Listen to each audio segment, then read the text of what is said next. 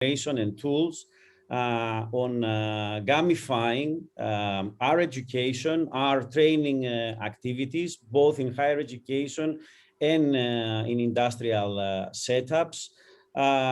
We've been through 2 more webinars, workshops the past few days, very, very interesting. And today it's the last of this series. I would like first to introduce our project leader, Professor Paola Pitia from the University of Teramo, to tell us a few words about the project, briefly what we were targeting doing. Paola, the floor is yours. Thank you very much. I will use, if you leave me the, if you make me able to share my screen.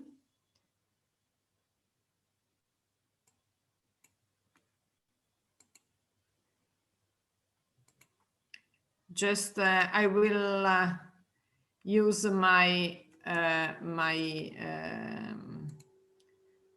short presentation about the Agrifood. I'm actually the coordinator, and the project is almost ending, but you will see that somehow these activities and also this webinar will be continued somehow within our future Agrifood Observatory. The project is aimed to be a permanent knowledge alliance between businesses and higher education institutes in the food and food-related sectors, developing joint and modern training and educational methodologies, so promoting also this kind of activities, developing or trying to boost innovative skills and entrepreneurial mindset, and also improve the academia, industry, and the stakeholders' interplay. Actually, we use a multidimensional approach, taking into account different sectors and trying to develop a networking environment. The project is aimed to and targeted to different categories belonging to the different stakeholders belonging to the food system, starting from teachers, training provider, businesses, enterprises, and policymakers. So to develop a new educational ecosystem to support innovation and sustainability.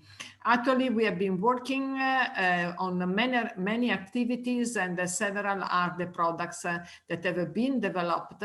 And actually, one of them is the Smart Atlas, which is a repository or a data set of several tools that could be used by different target groups to implement innovation, both in training, but also to implement innovation in the companies. The forecast aggregator is collecting, is a virtual tool that collects the scenarios to the future, 2030, but even more, longer, taking into account all the aspects that are affecting the food system and the food system, and somehow looking and identifying also the skills and competencies needed for the future food technologists in the food system.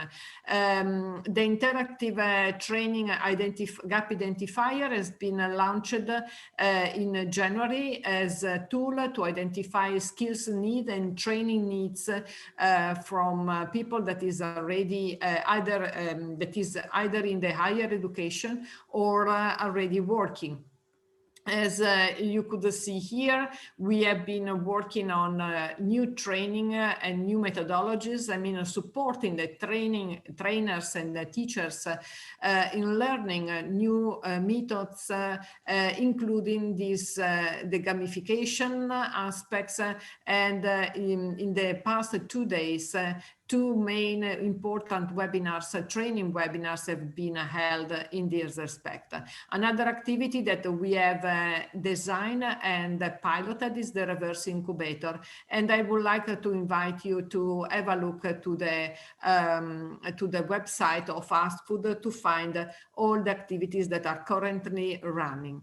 In terms of new interfaces, we are developing the digital business and training ecosystem and the Askwood Observatory that will be this one open to all interested people on dealing with new training methodologies, but also in setting a continuing identifying the skills needs for the future generation, the current and future generation of food professional in the food system. So with these words, I leave you the floor or the video back. So to start the webinar, and Dimitris, the video is yours. Yep. Just to introduce, it's not just to introduce. I'm really pleased, very happy to have today with us Marcin Vardasco, or briefly Marcy, as I know that he likes to be called, head of the Department of Quantitative Methods and Information Technology at the Kosminski University, and also adjunct professor at the University of Applied Science in Vorarlberg. He's a collaborating partner at the HCD Learning company in Shanghai, in China.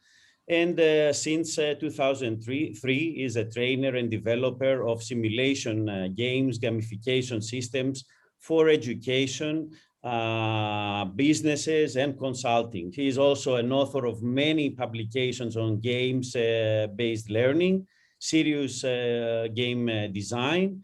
He's really passionate, and you will feel this today, game designer, author and co-author around 60 scientific publications. He's a fellow at the ABSEL and the president of ISAGA, and member of and many other organizations and societies, and laureate of the CMAN 2019 champion in teaching award for innovative virtual reality game-based learning program.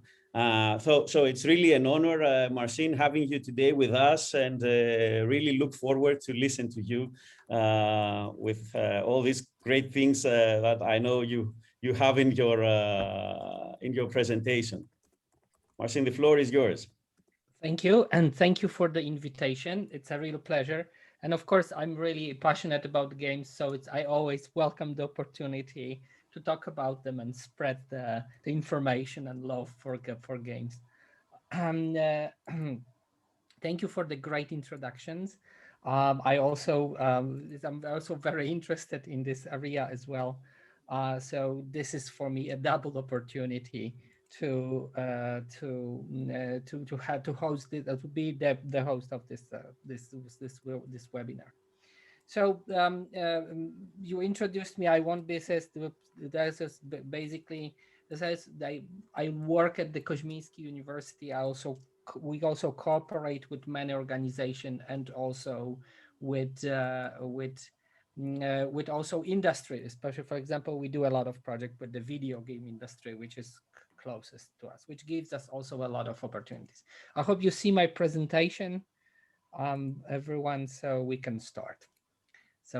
So I also don't work alone. I have my own team. We are the Center of Simulation, Games and Gamification at Kosminski University. And this is my lovely team of young but already experienced people. We do games together. We use them in education. We design them. And my agenda for today is very simple. I would like to start a little bit from the top view on what is simulation gaming and gamification in the context of education in general. And then basically what I want you to do is I will take you through some technologies using the examples of the games we have developed and we use for education, and also trying to give you an overview. On the end, I would like to finish with some lighter tone, showing you the potential of video games for education in the agri-food industry, as this is quite interesting. So I would like to start with this because for many people there is a confusion as to what is the difference between the serious games and gamification. And this is basically we have some things in common, and we have some things that we are not have in common. And then what we have in common with gamification is game thinking. And the game thinking is basically thinking about different systems as they are game or can be game-like. And the difference is that the gamification builds additional layer on top of reality, like an augmented reality, and the serious games create virtual worlds. So this is the difference, basically, between them. And of course, I started with the simulation game. I do this since 2003 already. I built my first game in 2007, which was basically a virtual stock exchange game for training finance students in risk management and portfolio risk management. And this was my first game, which I built in HTML in 2007. Since then, I am actively building and researching those games. And of course, the games, basically what they do is they try to mimic the real world systems. And of course, we put then the real decision makers. This is the difference but from the simulations, and they are experiencing the feedback from these world systems with their decisions. And of course, we use both different types, but I focus on the digital game-based learning. So we use computerized simulation models. And of course, there is a lot of very broad range of different solutions. But the key and the important part, the most important part of us is the real human participant in the middle of the game. And of course, technology is important, but it's not essential. There is a huge number of tabletop games, the free play games, role play games that can be also used for training, or up to right now 3D environments that we also use. Gaming simulation have 4 areas of implementation. It's basically the first and of course most important for us is for teaching, which of course the best we teach complexity. This is the best way to teach people complex, difficult elements in a fun way. There is also experiential learning. So we basically let the people experiment with our games and then see how they visit, and also dangerous tasks. This is the future of, for example, virtual reality and augmented reality training. We of course use it also for research, and this is also empirical test environment. And then we test different situations. So every game also that we use, there's also before it's tested, is it safe? Is it good? And also we use this as a behavioral lab. So we basically observe people, what they do and how they. Of course, it could be also used as an intervention, especially in the policy level. And of course, mostly for the group learning and policy intervention. So we basically sit different people from different environments, they play the game together, and this game becomes this discussion playing field for common understanding and group consensus. And this can influence the policy, especially if the players are decision makers. And of course, we use it also to design. And of course, here, mostly for the interactive environment, we want to like to visualize things. And we also build platforms that other people can use. And of course, there are like basic models of how you can use the games in the educational system. So just like very, let's say, top view overview. So first one, we use this a lot. This is the games as a summary of knowledge and skills. And we use them mostly by the end of the educational process. And of course, then we use more sophisticated, complex games to basically show people how to connect the dots from everything they learned during some period of time. And then what we have is, of course, sometimes we use the games on the beginning. And we use simpler games, but then we use them as a motivators to learn and skills and knowledge gaps recognition. So we use them at the beginning of the process, or anywhere in the process can we use this. And then, of course, we use also the games for support in the very particular specific fields of knowledge and skills. It means then the games are very narrow, but very deep, touching very specific type of skill, knowledge, or behavior. And of course, sometimes also we use the games as the assessment and test centers, and then they are separated from the test process and of course supervised by psychologists. So this is basically from the, let's say, educational perspective, how we use games in different contexts.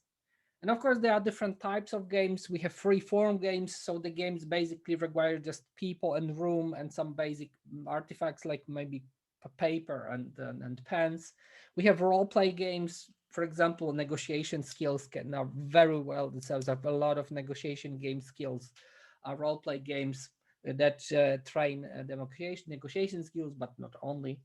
There is also serious board games, which are basically haptic games, and they can be used almost in any industry across, and there are a lot of them. You probably all know the games like Monopoly. Yes, the Monopoly, actually the first game was created in 1912 as a landlord game, and it was actually created to teach young people in UK. This was the British Empire at the time, to learn about money and ownership. Hybrid games, which is both board and online games. So basically board games supported by the online systems. And of course, serious computer games, which is basically, we do them, a lot of them, mostly online games, but not only. And of course, they can be used in a different variety of contexts and with different let's say, goals in mind. And of course, this is what we also try to breach the next level and next generation of learning with mobile learning games. I will show you one of our elements, games that we have designed as example and show how we use them. Of course, we also use altered reality games. This is like a special version of the mobile games that create parallel reality for the learning purposes. And of course, also we do also virtual reality, and we also want to go in this direction with augmented and mixed reality systems. And also have some examples for you today. And then of course, the deeper we go into the more of elements we use in gaming. So from this genre, I will go now to some specific games, specific solution. I'll be trying to talk about them and explain you how we design them, how we use. And the first one would be our mobile learning game. We started to build this in 2015, and in 2016 we already use it for education and for also research purposes. This is a mobile game that any student or anyone actually can use, can download and play. It's available through Google Play and App Store. And this is basically a gamified quiz game. You can put any type of content, any type of quizzes inside. And of course, there are some levels, there are some mechanics that help people play. And of course, they answer these questions from this category, and those questions are divided by level, there are like 5 to 7 levels. You can create more, and then each level is divided by some mini game. Some of them are for fun, some of them are also knowledge oriented. And of course, this flow can be repeated indefinitely, and you can create as many categories, knowledge categories, as you want. And of course, the mechanics is very flexible. You can add any question anytime. And of course, minimum number of questions is like 30, because we have 5 levels of 5 questions each. And of course, you can build this content for any type of knowledge category you want to add. We use it with the question for marketing, finances, law, artificial intelligence, knowledge about the general world dynamics. But you can create any type of knowledge category, and you can put there as well. And of course, what is very interesting is, of course, we have a content management system, and then you can basically add this to the element, to the game. Now, what is very important is that this is the average. This is the beauty about such games, especially you can mostly in the real time observe how people learn.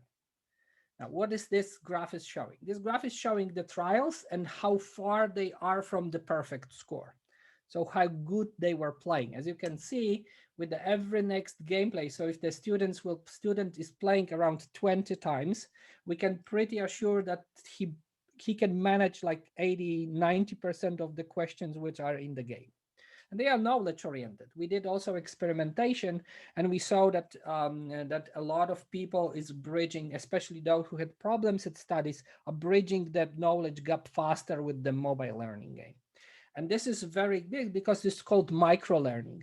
Micro learning is the like the subsection of the instance-based learning, and it's basically learning anywhere, any go, anywhere. So if you have time, and we use it as a support for learning before the exams for the students, and we see also the positive impact of this game on the scores of the students, especially those who are weaker in the traditional sense, in traditional learning.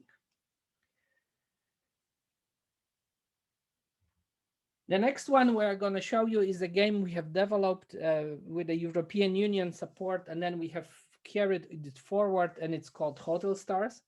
Hotel Stars is an entrepreneurship simulator with a hospitality management twist.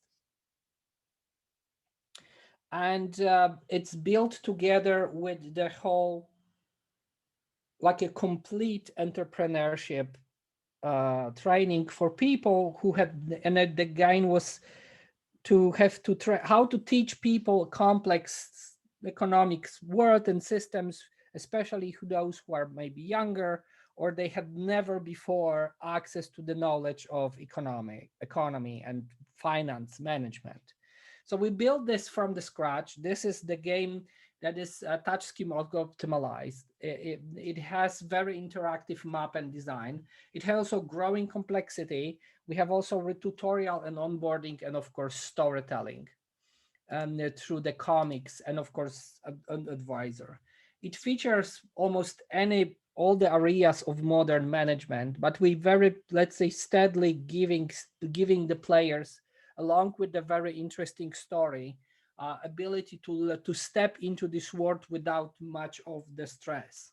So the complexity level grows. And on the end, by the end of the game, this is almost the last round, the game features really complex elements. Additionally, of course, the game is just the backbone of the learning system. The game can be played alone or in the small groups. You basically have to run and manage hotels in a virtual city of Pecunia, which is money in Latin. It has 70 decision rounds. It has growing complexity. It has a very interesting scenario with features seasonalities, random events, competition, and the final boss fight. And of course, this is how the complexity grows. And this is one of the key elements, because we want to teach people with games complex systems. But the problem is that if you give them too much on the beginning, they get this called complexity paradox. And the complexity paradox is that we want to teach about complexity, but if you start with too much complexity, people tend to shut down and oversimplify the problems. And of course, what we want to do is we want to increase, and this is basically the flow design, where you start with the simple elements, and then as the students progress, as your player progress and become more experienced with the game, you increase also the level of difficulty of the game. And of course, the game is also have a very rich teaching program. It has game scenario manuals. It has 36 detailed lesson scenarios. It has presentations covering almost every element of the game and the knowledge which is there. It has also exercises, and of course, experience exercises. Even there is one role-play negotiation game scenario for there. And it's available for students and teachers to use. We have also working on the self-learning version of the game. We have also did this analysis. We have representative number of high schools in Poland, and we discovered that our game can influence students' entrepreneurial attitudes, and this is especially very good for women, for young women. They have the biggest, let's say, jump in the attitudes towards entrepreneurship was in the young females, who were very insecure on the beginning of the game. And of course, this is also one of the very important elements that at this, with the right tools, with the right sets, we can also influence people attitudes, especially young people, towards entrepreneurship and economic education in this case. Also, our game is featured in China. It's a little bit strange to see your own game in Chinese, but this is with the HCD Learning. We are launching the game in China, and it with a different scope. And also, the goal will be to teach young people how to run their own business on the examples of the hospitality industry. Okay, the next game that I want to show you is our our augmented reality game we use for our with our students in our university, but not only. It's called Blueprint Conspiracy. This is so-called content-oriented game. It means we have narrative, we have a lot of elements that you can build in, and on top of this, you need space. It could be university campus, it could be the whole city, it could be a hotel for a conference. We did this with this game on the conferences, and then you basically build a narrative and you build missions and tasks which are oriented. It could be a puzzle you have, or we have a task you have to go to library and crack the code using books that you have to discover in the library. You have to play chess, but you can create any type of you can put any type of content. We use this for two purposes. We use this game for introducing students to the university, and also we use the different scenario for risk management teaching. Basically, it's also, the game is completely non-linear. It's also designed for mobiles. With the design, we have integrated Twitter in this, and of course, basically what the students do is basically they, in teams or alone, they take over missions and basically travel through this area, designated play area, and there's this feature, there's different type of reality they have to play a role in. And of course, this is all also designed by the narrative, framed by the narrative we give, and of course, different types of knowledge we want to give them during the gameplay. And this is very funny. The students, usually it looks like complete chaos. Students run through the campus or through the whole city like crazy with the phones in their hands. But on the end, everybody has a lot of fun. And also we see very positive, because we evaluate the progress on the end, and majority of them also show very strong increase in the knowledge in this particular area. And this is, of course, again, content-oriented game. So on top of our in the narrative, you can build in any type of content you want. And as you can see, we can introduce to a place. We can have content-oriented games. So on particular set of knowledge, we use resource management and risk management, but you can build any type of knowledge in this particular game. So this is our, let's say, game that uses both, let's say, localization and wide area, and also mobile technology. And then we have also, what we do is we do VR games at the moment. We have already 2 solutions that are working in the context of users. And of course, the most important elements is that there is a growing number of applications or VR. And of course, the prices of hardware that used to be very high are falling quite fast. And of course, there are also mobile and cardboard solutions, but they are still, let's say, a little bit crude, but they will basically also be developed in the future. And of course, there are also a lot of different tools to enable even unskilled, let's say, coding skills people to create environments, virtual environments. And of course, you can start to build low-cost simulators with this. We have, for example, a course with students. They can build basically their own simple simulators for VR. And we have, I hope this will work. Oh, This is the first our first implementation. This is the virtual crime scene. Now we use it in the law school, and here was one of the very few students were choosing the prosecutor specialization, because one of the skills that you have to use, and it's very boring to learn, is basically procedures for crime scene investigation. So what the idea behind this simulator is basically to create virtual crime scene, virtual reality crime scene, built in the story behind this that you have to uncover, but you only uncover this if you do the correct procedure. So if you do the procedure of collecting the evidence in the correct way, so according to the guidelines, you will discover a clue. And on the end, do you find the killer or not? Depends on how good you actually did in the evidence collecting process. For example, see, you have to wear gloves. You have to collect the right elements with the anesthetic swabs, and so on and so on. And only if you collect this everything to the procedure, you are getting the clues, and then on the end, you're solving the murder mystery, and you can basically prosecute the killer. And this is and then this course, from mostly hated courses in the whole law school, became one of the most favorite courses in the law school.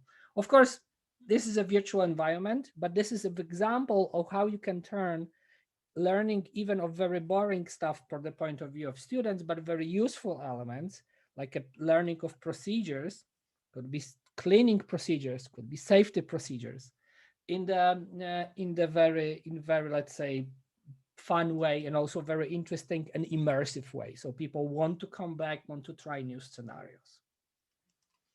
So this is basically how we use this first case. But it's quite simple game. The next game we have created, and we have created this in 2018, we started in 2017, is our game which is called Cicero VR. And this is the game that we designed for teaching people public skills. So this is basically a virtual reality public speaking simulator. Now, what the problem of the modern world, especially young people who are most of the time spent more in their, let's say, virtual world than the real world, that a lot of the skills gets deteriorated. And one of those skills is ability to communicate at the professional level. And we see this at our university. So what we have created is we have created a special game that can help them to be a better public speakers.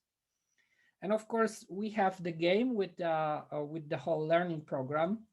And then it has two modes. It has a practice mode, which basically we give them predefined scenario, and they have to basically follow to mimic the best they can. We have also like video in YouTube for this presentation and so on. And basically they have to mimic the master, and the closer they are to the perfection, the better. And we have also challenge mode where they can play their own presentations, or can build presentation at home. They come to the class, they can put the presentation in game, and they can train with the game. Now, what we do in the game is basically measure all the elements like sight direction, speaking speed, speaking sound volume, and gestures. And then we basically give them the feedback, what have been doing during the game, so they can practice and perfect the technical aspects of decision making. Of course, this is under the watchful eye of the professional trainer, who can also give them the tips and to give them the information how they can increase their quality of the public speaking skills. We can also record the sessions, and of course they can store it in the cloud, and they can even show this later to the instructor, or in the pandemic situation, you can send the link to the instructor, and he can give you basically the assessment and feedback on your effectiveness. So it's lightweight and modular, and also can use both in a symmetric and asymmetric classroom situation. The game is very simple to use. You can use it with, you just need a computer and a head-mounted display. It also, of course, it features a virtual boardroom with people and with the presentation, and their avatars. The avatars are interactive. They are randomized in terms of gender and ethnicity. And of course, we want, because we want to receive racial and gender balance, of course, as well as we are want to create an equal and fair world. And of course, the avatars have their behavior. If you are good public speaker, so your score is high, they pay more attention. If unfortunately you do not such a good job, they start to play with the phones and basically like in the rad, and they don't really pay much attention to you. And of course, on the end, you are also receive like a very detailed report to what you have been doing all during whole presentation. So you can compare yourself to the best, or you can compare your own gameplays. For this teaching program, we received Siemens Champion Award in 2019. So it was also recognized by the accreditation organization. Now, in the future, we want to do more augmented reality and virtual reality elements. And the basic area of implementation of such games is, first of all, it's ideal for on-the-job and on-the-site trainings and onboarding practices. Basically, you can speed up and you can introduce people to the work environment faster, more efficiently, and they will not break your machines in the process, which is not without importance. And this is basically the future of job safety training. One of the fastest growing areas of implementation, especially of VR, is job safety training. So everywhere there is a dangerous environment, before we actually put the people in those dangerous environments, we can create a virtual environment of the same equal level of fidelity, and let people train and let people experience this environment before you actually go into real training or to the real site. A lot of organizations are already using this. For example, oil drilling companies who train people to work in the oil platforms, but not also the other companies are doing. A lot of other companies are starting to doing this. And this is very, very, just like you have also police training. There is a company in Ukraine that did the gun safety virtual reality training. There are training for job safety, running out from the building on flames and so on. So there is a lot of potential for this training for the people. And of course, especially augmented reality is the future of technological support. And of course, all this type of support and connection in real time. And maybe you heard that recently, most recently, the Department of Defense of American military signed a $20 billion contract with Microsoft to create their HoloLens systems for the modern battlefield. So the augmented reality system for the modern battlefield. So we will see more and more implementations, of course, because all this new generation of systems will also sooner or later will also go to the public, and will also go to the education as well. And of course, also augmented reality and virtual reality is also future of sales support systems and construction. Recently, one of my students wrote an excellent master thesis under my direction. He was working at one of the sales manager for Hilti. Probably you know this is a global leader in selling high quality tools for different types of construction, building, and so on. And Hilti did what they did is basically they have recreated every tool they sell in virtual reality. So the salespeople can or even send or take the virtual reality kit, and the client can basically play with this machines, and some of them are very, very expensive. Put them into the virtual construction site, see how they work, take them the parts, see how the service is done. And what he discovered after the year of using this, that the salespeople who were using virtual reality for sales were actually making 20 to 30% more sales than those who didn't. So but still traditionally selling with the basically paper and virtual catalogs. So this is also one of the future direction of VR. What we also do gamification as well. We do both gamification platforms, but we also gamify courses. And I want to show you one that was one of our first ones, but also shows that you don't need many things for gamification, just a Google spreadsheet and a little bit of innovative thinking is it. We created a course which is called Space Quest. This is the course framework that you can fill it with any type of content on top of our game mechanics. It's basically very simple. You are the lost in space and your ship broke down, and basically you have to reactivate the ship in order to this. And then in order to do this, you have to gather resources. The resources are only gathered if you do the tasks, basically, both as a whole crew, in smaller teams, or individually. And of course, the most important element here, that the story has to have some called epic meaning. It means it has to have some higher meaning that we use in games for player motivation and for what they do in the systems. And of course, they also want to know how the story ends. And of course, there are missions, there are during activities that can be done during the lectures or offline. There are also some instant challenges for those who are present during the classes or especially designated time. We have also badges, achievements, and leaderboards, so the traditional elements. We have also random events, and we also show the progressions of the whole group, so those systems who are reactivated. On the end of this, we have a boss fight, which is basically the students make final project, and it's worth of a lot of points, energy cells. They can basically reactivate their ship with this task as well. And of course, we can also divide this into different, and of course, this element is challenging. It's gonna be difficult. Students have to read, have to write their own projects.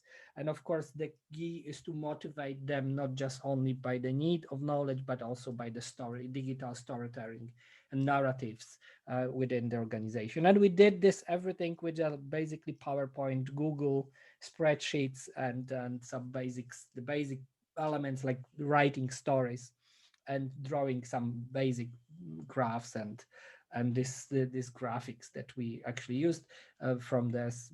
We are clearly inspired by the game Faster Than Light in here. And of course, we also have missions. The missions are basically the tasks the students have to do after the class is over. And of course, what we did, we used so-called player-centric design. So we're thinking of how to motivate people to learn more, to motivate them to go even one step farther without even says. And we started with the very simple tools. We don't need like very expensive systems for gamification. And of course, we want to stimulate players' behavior, positive behavior, like reading more, doing more additional tasks, engage in team discussion, engage in cooperation with others. And of course, this is very important because also generation of our students is changing, and especially in terms of millennials of the generation Z right now, is basically they have a very short attention span. They need instant feedback to feel motivated, and most of them are video game natives. So they basically grew up with video games. And of course, on the end, I would like to end up with a little bit more lighter tone. So first of all, see a little bit with video games. One of the Polish company, you probably know them, is making the farming simulator since already more than 15 years. They are making now the farming simulator 22, which will be issued on the end of this year. And it's actually very good. They already sold 25 millions of copies of all the games they had, and also they have 90 million downloads of their mobile version of the game. You can also download this, it's for free. And of course, it's very realistic right now with the new 4K graphics. It's gonna be even more realistic. and it's basically millions of people's play how to have a farm, and how to deal with all kind with animals, crops, and as I play myself. The next one is very interesting. This is my colleagues from ECC Games and Playway.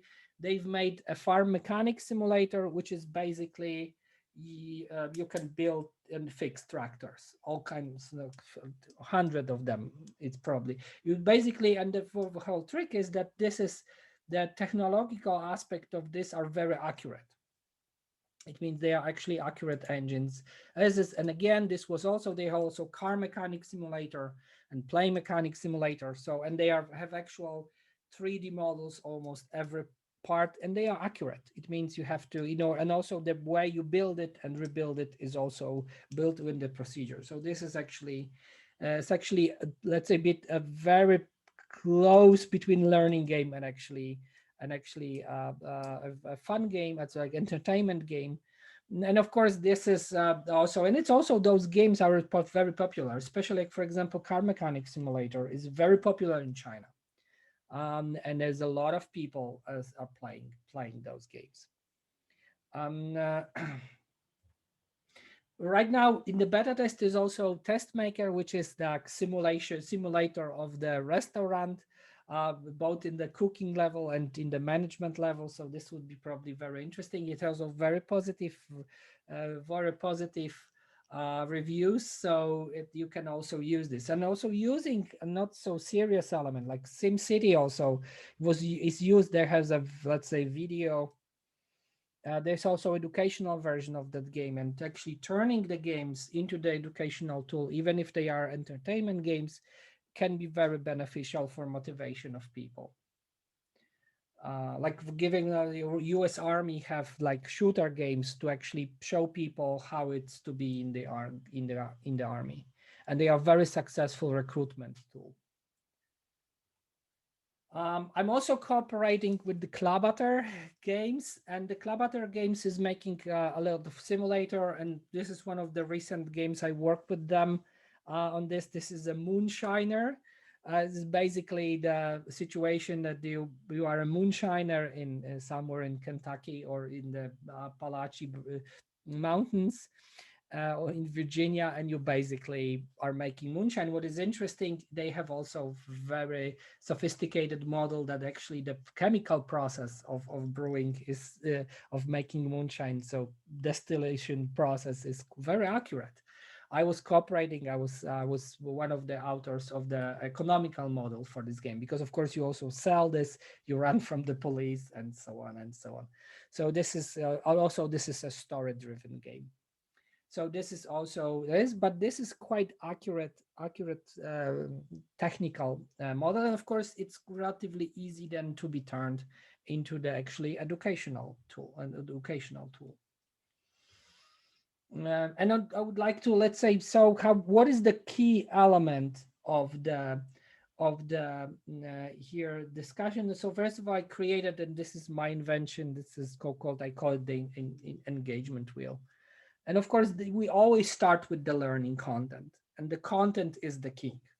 So if we have the learning content, then we can start to build tools around it, and they can choose, do I want to have a tabletop game? Do I want to have a VR game? Do I have an online game? Do I want to have augmented reality, alternative reality game? So I can choose my tools to put this content in. Then, of course, within these tools, I can choose the particular set of mechanics that would be most appealing to the students or to the people I work with.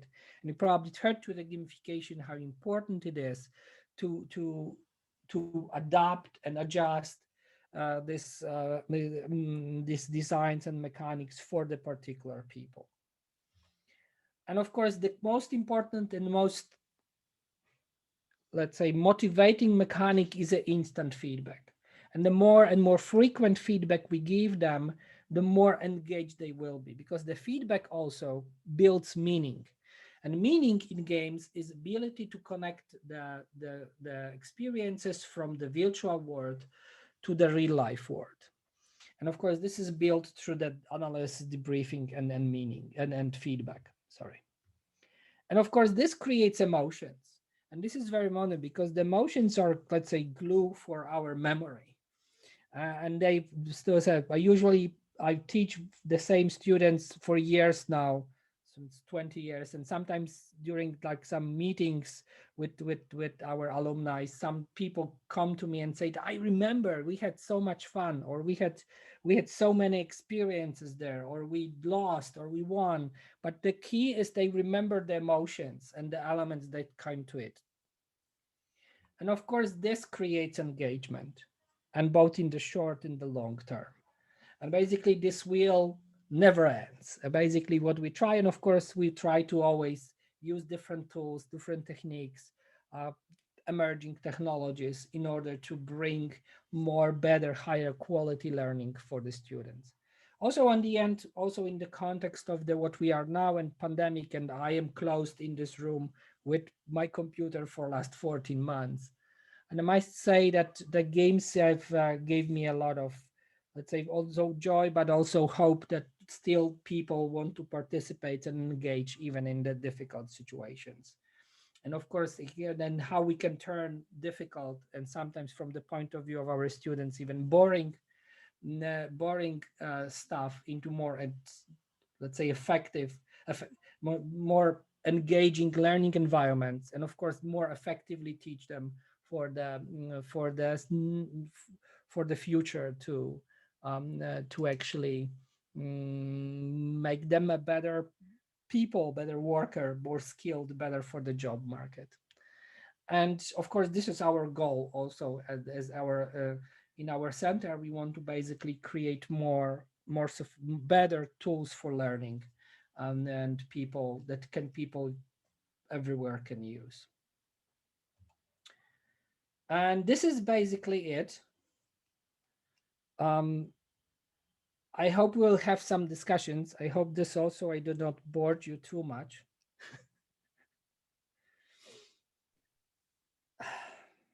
Thank you, Marcin. It was Thank really, you. really inspiring.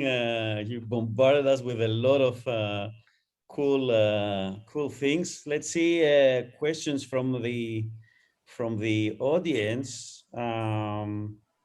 Paula, do you have something to start with? As Yes, plenty. But obviously, I will just say a few words and then make you one question and then leave. There are several questions in the chat. Actually, in the Erasmus thematic network is Agrifood 4, we managed to develop a virtual reality game, let's say, that we did. It's the canned fish. It was based on a canning process of sardines, and actually I could see that we started from the content, so we follow your will approach. At the end, obviously, it was really time consuming. It was 2012, I think, something like that. So we finished the project in 2014. So it was some years ago, and I think that also the softwares at that time were very limited. We developed it with a startup, and actually, few time after, we realized that the system we developed, the software we used was out of, it was already gone and not possible to use it anymore. Anyway, so we actually believe that this could be a modern tool also to implement new teaching methodologies at the university. So based on these premises, what I would say, obviously, I believe that this has a main power and potentiality in vet education, in vocational education, in many, also, as you were saying, teaching the increase of complexity in relation to both contents and abilities. So this means the vocational education for people, which is not really an academic style, academic mindset. While I think, but this is my impression, so I will also open the discussion with the other colleagues that I see here in the room. Sometimes our students, even if they are, I mean, they are millennials, but they are rather traditional. So they like the more, I mean, the teaching style. So they need the contents. They need a lot of papers instead of trying to experience with these games. I mean, I think that this is a really interesting opportunity to learn by doing, even if obviously in a virtual style. Your comment on this, and based on your experience that I suppose is very, very high and long. Okay, I completely understand what you mean, but here's the problem. By the moment the students come to university, for 14 years at least, of course in the different countries this, but at least for 12 to 14 years, we train them in the traditional educational model. So don't get me wrong, they don't know what to expect. So what do you how do we expect them if in the starting from the kindergarten, we give them the paper-based Otto von Bismarck style of group management teaching? How do you expect them to someday wanting to do this? I fully agree. I fully agree. What we want to do is we build in the educational system such experiences, but they are never, in our case, we said always like content and education comes always first. It's based because, for example, I had a lot of examples. There were people coming on the conferences saying, oh, we used some games, it didn't work for the students, this sucks. Yeah, and then I will start asking, how are you using this? What is the educational context? What taxonomy have you been doing? And so on. And suddenly it was like, well, we just bought some games online and we used them. I said, no, this is not the way. It's still education. You still need very proper usage. It's like on the beginning, what kind of style are you using? What kind of mode you're using? Is this, you want to give them some skills? You want to assess them? You want to teach them a process? You want to teach them complexity? So this is the key. And then if you put this in the right context, magic happens. But if you make this wrong, they will just reject it. And this is very true. For them, it's of course easier to adapt to new technology, but the problem is, of course, and especially on the beginning when the students come, they don't know what is going to happen in our courses because they never have experienced this before. Like, game in a school? Yes. You work here? Really? They let you do this? I said, yeah, they let us do this. And then basically, and then in the middle of the course, this 180-degree turn, and they said we should be having more such things. But again, we use this again in a very specific course. In our university, every student goes to at least 2-3 different games. They specially chose for this particular study, and also in a very particular setting for their education. So this, and of course there are games like our mobile game that you can throw almost on anything because it's easy. It's like a quiz game. Usually we start this in the first year, in like if they have to learn economics, first lecture in economics, mathematical statistics, and so on and so on. But you can introduction to law and so on. So, but you can build any types of, if you want to teach them some specific set of definitions, this is a good learning tool. And you can use this as a support tool, basically. And so if you want to learn from the books and from the scripts, it's up to you. But if you want to, you can also use this. And the plus is you can use it, I don't know, in a tram, in the quay for a sandwich or a coffee, if you're waiting for a professor in the break and so on. We have other problem. The problem is that students then ignore the lecture and want to play only. This is the problem. It's not the problem of adaptation. But yeah, and this is, I completely agree with that. But the problem is we train them to be this way. Yeah. And this is, I think, one of the also problems with the modern education. If you, I call it the curse of the PowerPoint. I hate PowerPoint. Don't get me wrong. I do them, but I hate them. Yeah. Because we basically force them to think in the PowerPoint way. And this is not skills. This is basically just the mode of operations. Yeah. And the real skills when they have to basically do something by themselves. And many of them, they just wait. They just wait and show me, teach me. Yeah. But this is a little bit our fault too. Yes. Okay. Thank you very much. And let's leave the space to the questions. I will start for those from the chat. Thank you. Please. And so first of all, our access to all those games are free. Now we have one policy that is very says for the research purposes, we give our games for free.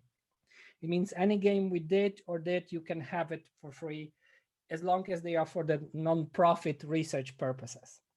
If you want to use it for education and we want to, for example, that we adapt the game to your needs, then of course, unfortunately, this costs money. For the developer, of course, work of our team, and then we charge some money. And of course, university also, and we also, because we develop those games, we also use them. You can also basically, then you can buy, let's say, buy a license, but we are not like overly expensive. We have developed also the games from the Erasmus Plus projects that are completely for free in the game. Like give you one example. Push.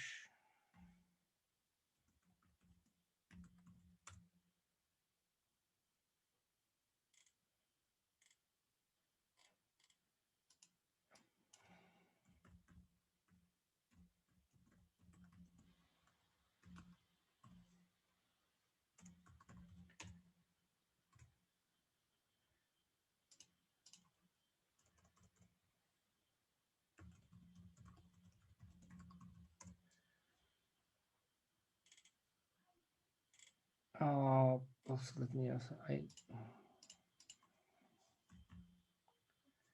there you go. It's like, for example, this one is completely for free.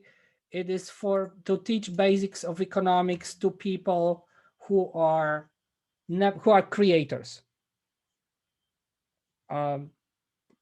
So you don't have this. So you can basically, and it features like 6 different languages: Polish, Bulgarian, Greek, I think, English, of course, Spanish, and Slovenian.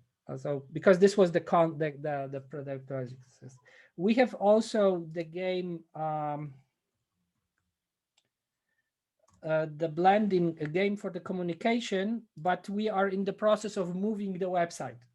So it's not accessible, but if it's want to be accessible, I will send to Dimitris the link, and then you can, so this is basically, the game was to teach the basics of business conduct communication to people, especially to young people. So it's a fun game. You basically play the role of a person. There are different scenarios and also intercultural setting as well. It means you have different scenarios, and then sometimes even different scenario. If you talk to somebody from different countries, they will react differently. So it's also quite funny. The other teams gave, so if you're doing research with them, we give you our games for free. If you want to teach with them, some of them are for free, some of them you have to buy a license from us or university. Now, if the farming is based on the knowledge, yes, it's based on the knowledge and realistic environments. They every year or two, they also update with this, with the let's say most modern models and elements and so on, maps as well. Of course, it's still a video game. It has a limitation. This is not like educational simulator, but it's quite realistic in terms of this. Of course, it's limited again, but it is. And yes, it has. So I know that they are doing this. And they employ like specialists from agriculture industries, from the universities in Wrocław, because they are sitting in the southeast of Poland. And I know there's this. Could you share information on the resources, person, months, overtime cost needed to develop a team such a Hotel Stars? Hotel Stars is our biggest game. It took 2 years and the team of between 5 to 26 people. It depends on the time, because it has quite extensive backend. For example, you can play this game. We tested this game with thousands of people.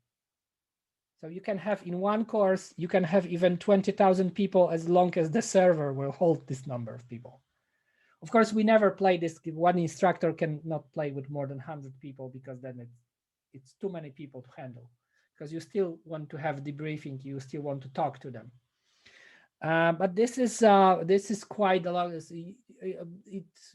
It costed us around 350,000 euro to develop it, but it was European Union supported, so 80% was sponsored by the EU, and it took us 2 years to develop. But it was not just the game; it was the whole learning program, and this costed too quite a lot. So it was around 350 to 400,000 euro to develop this game. But this is our biggest project so far. And it's now available in Polish, English, and in Chinese. And we build it also the way that it's relatively easy to implement new languages. Although like only the learning materials is like 1,200 pages of learning materials. Almost the full course of economics, entrepreneurship, leaderships, like all the basics of entrepreneurship are there. And you can have and this is modular, so you can start the course from 12 hours up to 60 teaching hours. So in traditional sense. Marcin, a relevant question to this, to add and extend. We've seen over the past year with the COVID situation, a lot, especially of the Ivy League schools in the United States and Europe, implementing a lot of VR tools, especially for their practical. What is the business model behind that? Because the cost is a cost and it's the same all over the world. How did they manage? How did they manage so fast? And how did they manage financially? I mean, it wasn't difficult. No, that's the whole trick. It was difficult. It's not anymore. Now, why? Because the costs of developing VR environments over the last 5 years dropped by 80%. So the same game, if I will be doing 5 years ago, would cost me like 4 times more than I'm doing right now. Why? Because there's already an industry behind it. So they're building ready tools, they're building models. Like I did not create the avatars for our game. I just bought them. And then I designed the skins and the whole behavioral models for those avatars. And of course, if I had to build the avatars and the animations that power them, then I will have to spend a lot of money. And just for like few percent fracture of this cost, I just bought them and implemented them half an hour later. So this is basically how this is. Additionally, there are platforms like we have courses with students. They build their own virtual reality basic sets, like empty room, and you can put things, you can animate them. For educational purposes, such tools are for free. Unity company have them. They also work with startups who deliver. Google have their own although this one is a little bit more difficult, requires some like basic the coding skills, but it's not anymore. So is it? Of course, usually the biggest cost is to build this from the scratch. It means if you have an idea to the moment you get to the ready product, because building like an object, even if it moves, I don't know, imagine like this tractor. So building this object with the machine inside and so on, it's relatively easy. But how you turn this into a learning environment, this is not easy. This is already requires a little bit of both understanding the educational skills, how the learner works and functions within the virtual environments, and the technical elements. We usually, when we design the systems, the technical elements are the last ones to design. We never start with the game. We always start with the content, learner, context, complexity level, and so on. And then we move through the all experience we want to have, that people want to have. And we finish with choice of technology and implementing this technology in this particular setting. So this is basically this. Of course, let's say, technology comes with the problems and features. Some things are possible, some things are not possible, but this is just a limitation to the final design. But we never start with this. We always start with all these educational elements that we want to design and put into the game, and then we finish with the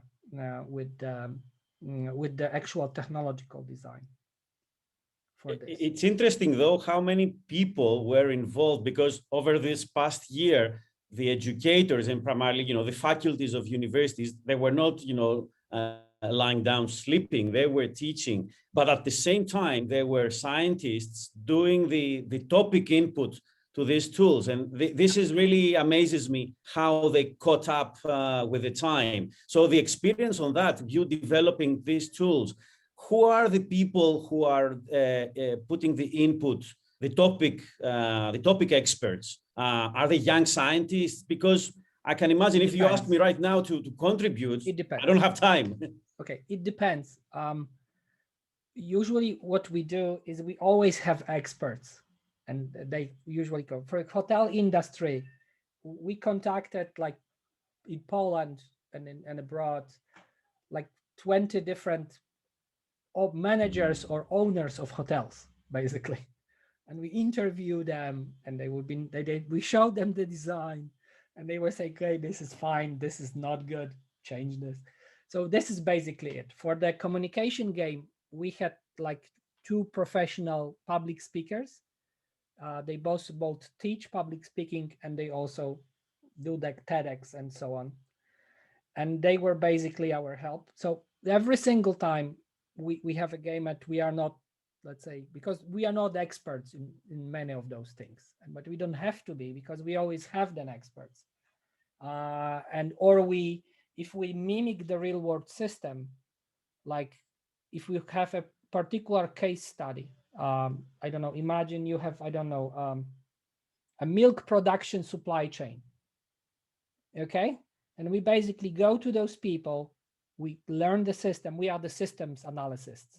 Okay. We analyze the systems, we learn the features, and we turn them into mathematical models and with elements and the rules, basically, and then upon this we build the game. And then we come back with this design to the people we talk to and say, hey, this does work. Is this good for you? And sometimes it's very important. I'll give you an example. One of my offspring, one of my students, with her husband, is building virtual reality train simulator. And do you know how the drivers in train know how they drive? What is the key importance? They drive with their ass. Sorry for a French word. Because if they drive the same route for many years, even with the closed eyes, the train is shaking like in the railroads goes, and they know exactly where they are.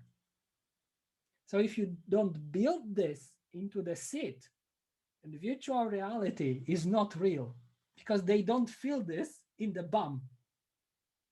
And the moment you give this shake, and they say, wow, I'm in the train.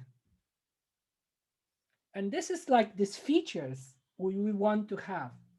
Sounds, you have to be correct. Of course, for different games, for different solutions, those elements are different. But we always work with people who are or professionals or directly do this. for life, for living. And then we basically also have like a test group. Of course, this makes the process much longer and much more expensive, unfortunately, but it's worth it because the end product is much, much better than if we were designed this based, I don't know, on books and theory only. Of course, we have a lot of theoretical elements in the games, but not only. If we want to have a practical skills, you need practitioners as well to have a look at this and be the part of the design process.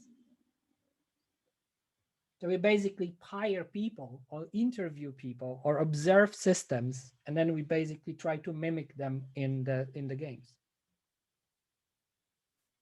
Marcin, you've mentioned at some point the role of gender, and that these tools seem to influence better the gender, especially women. What's the scientific science behind that? I mean, in educational sciences and these VR tools, why would women react better? It was for our entrepreneurship game. What we did is basically we had 11. I'm very happy to share the paper with you we wrote in 2017 about this. Basically, we had a representative number of high schools in Poland with 360 students of more or less equal gender bodies, but important was that the schools were both private school from the big city, from the rural area. So we basically made a representative, let's say we divided all this, let's say, schooling types, and then we made representative a number of schools from the Polish perspective, of course. And they were basically, we trained the teachers from there. The teachers were at least 30, had the 30-hour course with our game, with students. And then we tested them on the beginning and on the end of the course. And from those differences, we see, first of all, we were able to influence that they already had a strong attitude towards entrepreneurship. We use OECD standard at a young adult entrepreneurship questionnaire, just in a little bit simplified version. And we saw there were also a lot of difference between males and females. And then, and what was interesting for that the girls had, for the girls, it has a much, let's say, larger impact than for boys.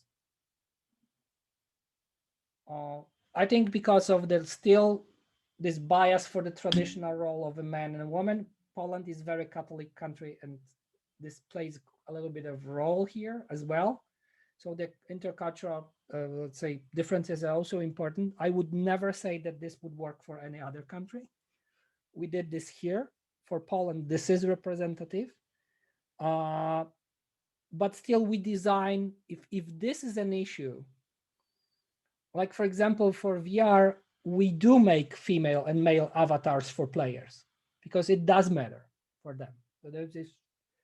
So we want to cater to almost everyone we can. And if we see that this is important, then we try to also include those elements. But for example, for our other games, like for the mobile games or for alter reality games or VR games, there was no difference in behavior. All of them were exactly the same. Great. I think because we are one of these industries which is unfortunately still suffering significantly from the gender bias. Probably potentially girls are more difficult to get into the industrial, especially environment. So these tools probably will help them adjust faster. Yes, and there are a lot of both games and gamification techniques actually to make it better. One of the examples I can give was the biggest Austrian oil producing company called OMV. Maybe some of you saw this. They had a very nice gamification project, which was Austria looks for the next technical queens. It basically was that every girl that was wanted, it was directed to also young females between 16 to 20 years old, more or less. And it was basically, if you enter this, it was like a special application you can put in, and it was a series of experiments. And it ended with a big experiment to turn the cow dung into methane and fuel, basically. And of course, these applications were on the growing scale of difficulty. And then if any girl was completed all those experiments, they will have to basically on the end make a video of the experiment and basically send it to the application to the company. First of all, these companies, every girl that finished this received an iPad. Okay, and then they also, with this iPad, they have received like a mentoring systems for if they want to be, if you want to study technology in the future. And okay, majority of the girls did it for the free iPad. I get it. And still, even if a percentage of those girls were thinking about technological education in the future, especially for the oil and gas industry, which is extremely male dominated, this is still a win. I talked to the ladies who were in charge of this for this company, and they said they had later, 5 years later, they had one girl that actually applied for an engineer position, and she mentioned that she played this game. One. So I think it costed a lot of money, don't get me wrong, but still, we don't know what happened because there was no tracking system what happened with those ladies. But even if some of them started to consider technical education, it's still a win. And then we want to also support such ideas and support such things as more gender balance, more gender equality, trying to cater to different audiences and help them. We also support a lot of research in this area as well. Thank you very much. I don't see any other questions coming up. So I would again, I just put a brief evaluation questionnaire. Please fill it up. It's not even 1 minute. Paula, would you like to have the final word closing today?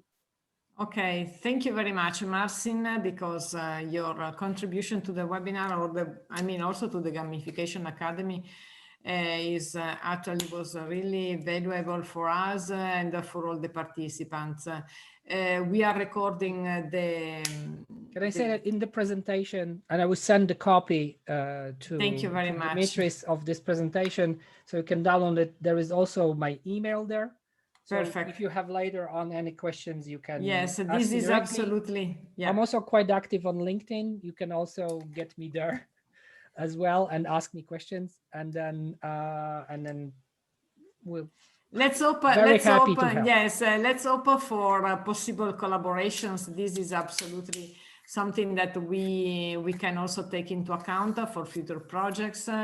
As mentioned, we started already within the Agrifood Association many years ago to work on this topic, and why not? Maybe in a future project there could be some interest and possibilities for collaboration, but also with other partners here and also friends and colleagues that I see here. Maybe in the future we can try to develop something specifically addressed to the food system, to the food sector, to our students, there